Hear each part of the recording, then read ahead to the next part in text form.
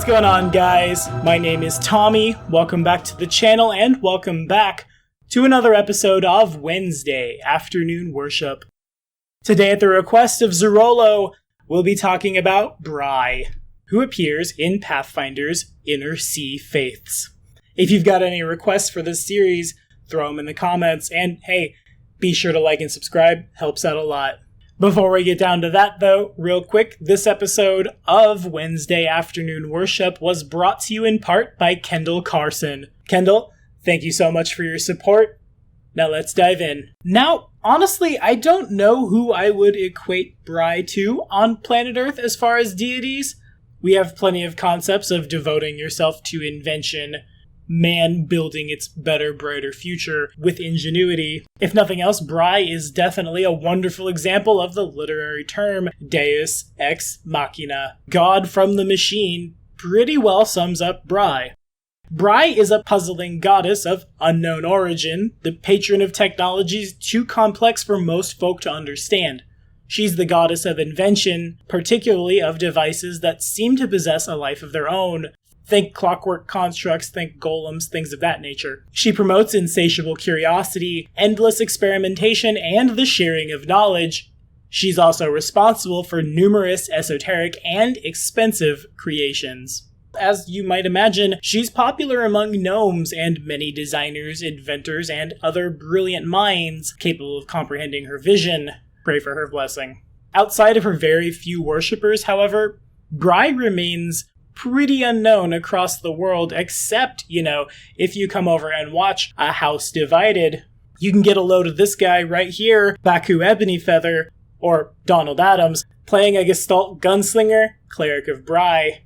Follow this card right up here to be directed to the game. Bry is a patient, calm inventor willing to learn from mistakes and constantly trying to improve her work. Quiet and reserved, she is careful to not offend with casual words or gestures. However, she's not without emotion and treasures the things that her followers craft in her name. There is a special place in her mechanical heart for intelligent constructs, and she punishes anyone who abuses them, and by punish them, I mean she sends inquisitors of her faith to hunt down crafters who infuse objects with intelligence only to enslave them. In addition, Bry's inquisitors do protect people from constructs when they run amok. The agents of the Whisper in Bronze strive to stop it. If possible, they'd rather contain it, but if necessary, they will destroy these dangerous creations for the long-term benefit of society and invention. Bry is normally depicted as either a humanoid woman made entirely of intricate bronze, topped with a metal skullcap, or as a perfectly symmetrical woman, clad in transforming clockwork armor. Gnomes, of course, depict her as one of their own rather than human, featuring long eyebrows and metallic wire hair, while in her clockwork form, Bry is said to draw perfect mechanical objects that she either releases into the world as independent constructs or gifts to others. Bry is true neutral. Her domains are artifice, earth, fire, and knowledge, with the subdomains construct, metal, smoke, and thought. Her favored weapon is the light hammer, and her holy symbol, a feminine mask with a single rune engraved on the forehead. To perform Bry's deific obedience, while reciting formulas from Logic of Design, you must craft a new creation, continue work on an elaborate device or object, or disassemble an existing creation to see how it works. Favored projects among the church include useful gear, magic items, innovative toys, and contraptions invented primarily to see if they work, rather than to solve a specific problem. Share the knowledge you discover while working on the project. If no people are around to hear or read your observations, or you're incapable of communicating with anyone, instead, write down notes about your work to publish or otherwise share with others later. If you can share these notes with someone but choose not to, your obedience is unfulfilled. The requirement to share a set of these notes needs only to be met once for that set of notes. In return, you gain a +4 sacred or profane bonus on disable device checks depending on your alignment. Evangelist boons grant us Jury Rig 3 times a day, Fox's Cunning twice a day, or Sands of Time once a day. At 16th level, the Whisper in Bronze is the patron of constructs, and through the teachings of her faith, you have learned how to sense the animating spirits within such mechanical entities. You can affect constructs with magic as if they were living creatures. Oh wow, I found the Kitsune Fey-blooded sorcerer's new favorite god. Interesting. Once per day, you can target a construct with a spell or spell-like ability, and the spell resolves, as if the construct's creature type were humanoid. This can bypass intelligent constructs' immunity to mind-affecting effects, but mindless constructs remain unaffected. At 20th level, you learn time is simply a construct, and as such it can be understood and manipulated. You gain the ability to perceive the flow of time and alter it around yourself, giving you the ability to bounce through time-space. Once per day, you can use Dimensional Bounce as a spell-like ability. Exalted boons grant us Crafter's Fortune 3 times a day, Make Whole twice a day, or Minor Creation once a day. At 16th level, your body gains a bit of the resistance of a construct, perhaps appearing as bronze plates shielding vital organs, or bronze gears on your limbs to help push them past their limits, much as Bry's own clockwork armor is said to change to suit her needs. You gain a +2 Sacred or Profane bonus, the same kind as your obedience, on saving throws against effects that cause ability damage, ability drain, energy drain, exhaustion, fatigue, or non-lethal damage. At 20th level, the quest for discovery and innovation never stops. By applying Bry's deep insights into efficient time management and technical innovation, you can craft items in spare moments, squeezed in while adventuring or otherwise serving your god's ideals. When crafting magic items while adventuring, you can devote 4 hours each day to creation and take advantage of the full amount of time spent crafting instead of only netting 2 hours.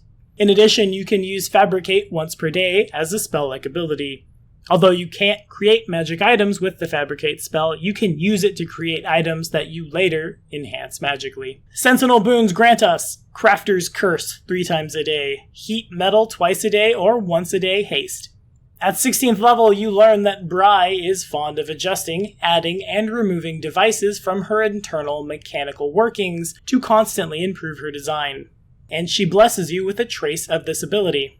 As a swift action, you can alter your body to incorporate construct-like features that protect you from physical damage. The transformation is subtle, such as adding metal reinforcements along your bones or small auxiliary clockwork counterparts to your vital organs. The transformation grants you DR3 over everything, and lasts for a number of rounds per day equal to your hit dice.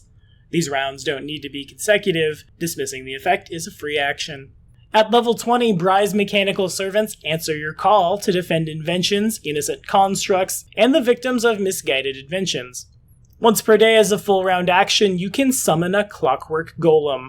It has the extraplanar subtype, but is otherwise a typical golem of its kind. The golem follows your commands perfectly for 1 round per hit dice before vanishing. Alright, so Bry truthfully has never really crossed my mind as a deity that I was interested in. This may be because she comes from the same book as Apsu and Dahak, and I kind of get lost in the dragon gods when I open my copy of Inner Sea Faiths. However, she brings a lot of really interesting stuff to the table. For one, very few characters, PCs, NPCs, or otherwise, are going to treat the constructs like they have rights, sentient or otherwise. When we get things like intelligent swords, intelligent golems, things like that, and we have them follow us around, not unlike the Abrakarn Viper that's been following around my party's rogue in Lordly Caliber, we take them for granted. It's a magic thing that helps us kill goblins and get experience points. Very rarely do we think about how that particular construct must feel. Bry brings that topic of discussion straight to the table. Since it's a topic of discussion we don't often see, I can definitely get behind it. Now, if I were GMing for a character that worshipped Bry, though I've never really considered her as a goddess in my worlds, I think I would really enjoy bringing her in and GMing for one of these characters, because it means I can do pretty much whatever I want to that character as far as boons go. Literally anything fits, just add clockworky, constructy stuff to what they already have. Perhaps a sword that unfolds and snaps into place as a free action. A crossbow with a very powerful scope that allows you to shoot as far away as a longbow. a robotic horse that folds up to be about as big as the dice bag the player brought to the game when the character isn't using it, so they can conveniently store it in their inventory. All of these things, in my opinion, are fair game, and it's fair game that we don't normally see at the table. Actually, really quickly, if you're out there, AAA1 E2R3, you asked on the Peruna video if someone could give you advice on an android character who was built with the prime directive of archive, record, and protect all knowledge in the world. Bry isn't a complete fit because she's not about all knowledge so much as she's about inventing more knowledge, but it's definitely a different facet that you can explore because protecting invention means protecting the future of all knowledge. I know I said before you might worship knowledge itself, one of those clerics who doesn't have a deity but follows an ideal. However, Bry works pretty well for this, so maybe it fits. Let me know if you like it. And for you guys out there, what do you think of Bry? Would you worship her? Would she affect your world, your settings in a very overt way? And how do you feel about constructs, airships, magical sentient golems, firearms, technology in your setting? Hey, don't forget, our Doomsday Dawn giveaway is still going live right now. 6 lucky subscribers will be taken through the first ever published bit of material for Pathfinder 2nd Edition. If you'd like to learn more about the giveaway, you can follow this card right up here. Remember that patronage at any tier gets you an extra entry in all of our giveaways, and if we can get the Patreon up to about $300 a month, just like $100 a month more, I'll be able to run a second party of 6 through what's shaping up to be an amazing adventure. Thank you guys so much for watching. Again, be sure to like and subscribe for more videos. The next episode of Wednesday Afternoon Worship, where we do a little bit more homebrewing and we cover the Greek god Hermes, drops next Wednesday.